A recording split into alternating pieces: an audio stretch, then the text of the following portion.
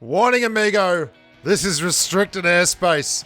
Any parachutes coming within 150 meters will be rebalanced. Oh, you'd be filthy. I would be. I hope he was. Well, hello there, humans, hippies, earthlings, whoever you are, wherever you are, whatever you're doing, and whoever you're lucky enough indeed to be doing it too. Very fitting intro that, because we are talking about Air Force. We're talking about getting some air. We're talking about making the great leap forward and yelling parkour as you land before wrecking humans in no uncertain terms. Basically, what we're talking about here is changing angles. Now, what I realized when I started looking at a lot of the footage that I've been shooting lately was that I often will be in situations where I just instinctively change the angle of attack. And when it comes to places like boot camp, it's very, very easy to do this. We're going to get a knock on Kapayak Temper with the M762 over there. And as we push, he's expecting we're going to come what? Through the building, from the left, from the right. What we're actually going to do is jump off the top of the stairs and hit them as the revive is going on out of nowhere. And that angle change absolutely brutalizes people. The unexpected attack is the one that you can't defend. The one you're just not ready for, unless you're very, very lucky, is the one that's going to get you. And it happens to me all the time when I'm playing. The guy that will get me is the one who makes that weird shot from an odd position that I don't normally see people in. There's naught so queer as folk. And that's literally one of the worst things that I find is when I'm playing against players sometimes that aren't particularly great, they will use different routes that really good players don't tend to use, and it blows my mind that I'm not ready for it, and it just screws me over. But you don't have to just be in boot camp. There's always objects around that you can use to get that split-second advantage that can turn a game for you and make a kill a lot easier. Like rocks, for instance. They're all over Sanok, and getting that little bit of air is going to make a huge difference. This also screws with the standard doctrine of listening and using the footsteps to gauge where people are. Or at least it adds a degree of difficulty to people who are listening to try and beat you. Footsteps make different sounds depending on the surface you're running about on. Concrete, for instance, versus grass and sand and the snow and the sound of someone landing and the sound of someone running above you or below you. They're all different, right? They are all different.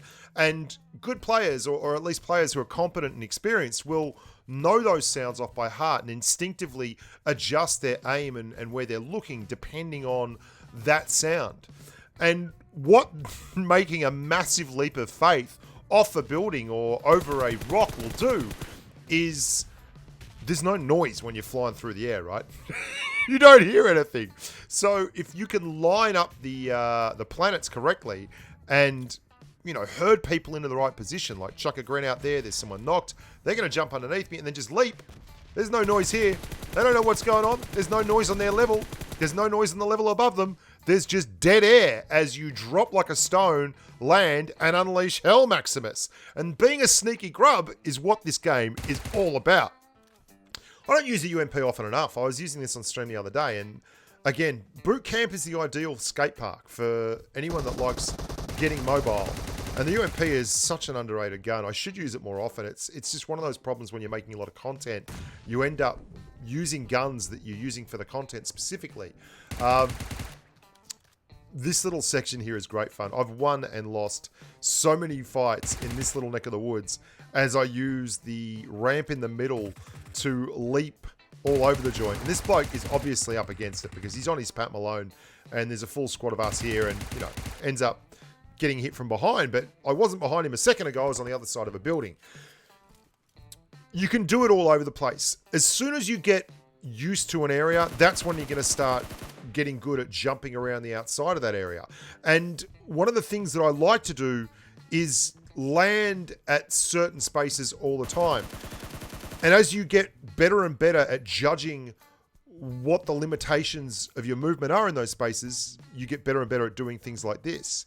There's a guy down the other end of that corridor. He and I have had a little bit of a sound off. He knows I'm there. I know he's there. He's not willing to come along that corridor and he won't poke.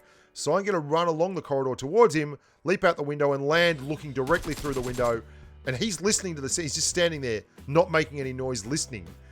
It's great. Like, when you have a little head fight like that, a mind fight, it's great. It's really, really good. This is something you might have seen in my channel trailer the other day, where I see this guy's footsteps above me moving around. It's got to be at the window. He's looking out there where I was a second ago.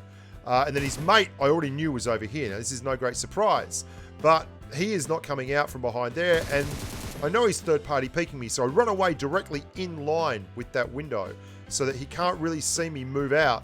And then I'm going to run up, jump, get air, and knock him right in the noggin. And that's exactly what changing air angles is all about. And sometimes the opportunity to get some air and go and fight airborne is what you want to be doing, and really where the best course of action lies. I hope you enjoyed that. I try and come up with stuff that's a little bit different, a little more original, and that feels just a touch different to the norm for me. Even when it's not particularly flash, it's still effective. Like if you're jumping and changing levels quickly, people lose track of where you are, and you're going to see the guy that I eventually wreck here is looking up the stairs where I was a second ago.